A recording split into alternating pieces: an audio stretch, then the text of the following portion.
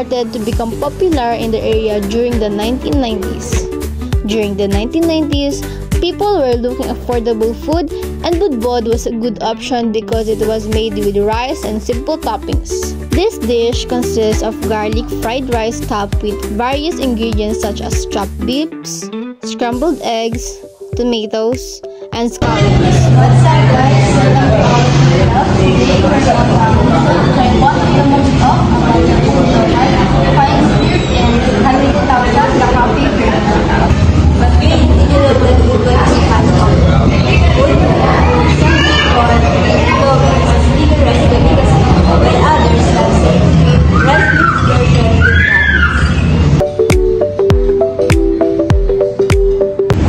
Today we're going to try the rice meal version with toppings.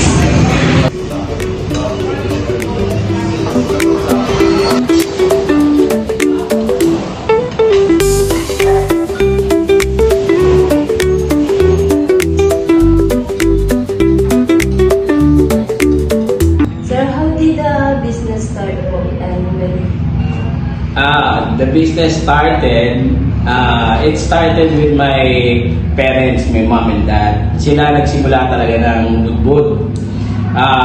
1990, isang maliit na karinderya lang siya na mga tinda namin dati, mga lugaw, dinuguan, kanin ulam, spaghetti, ganyan-ganyan. Tapos, ginawa siya ng father ko na parang mabilis na pagkain na sinangag, tapos meron siya mga naka-prepare na toppings, yung pork. Doon nagsimula yun, pork lang nung umpisa. Tapos, nung dumadami na yung nakakaalam, kumakain, dinagdagan na niya ng lumpiang Shanghai. Hanggang sa dagdagan na rin niya ng beef. Kumbaga, may pork, may beef, may Shanghai, hanggang sa naging favorite na ng mga tao yung all-time favorite nila, yung mix all. Kaya doon nagsimula yung budbud. Tapos dati, originally, may saging pa siya. Since na mahal na yung saging, tinanggal na natin yung saging. Tapos, nagsimula siya 1990. Na yun nga, sinimula ng mother at saka ng father ko na kung mga dati kasi sila nasa pabrika sila nagwo-work eh. Nung na-layoff sila sa pabrika at saka sa printing, nag-shift sila ng negosyo ng pagkain. Kaya doon nagsimula ang budbud.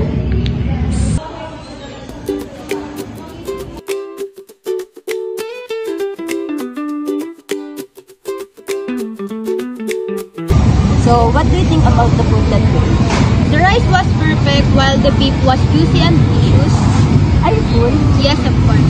Oh, as for me, if I rate the budbud, I rate 8 because this is the first time that I ate budbud. But this is delicious and yummy. We highly encourage our viewers to try this budbud and let us know what you think. It's the end. Thank you for watching.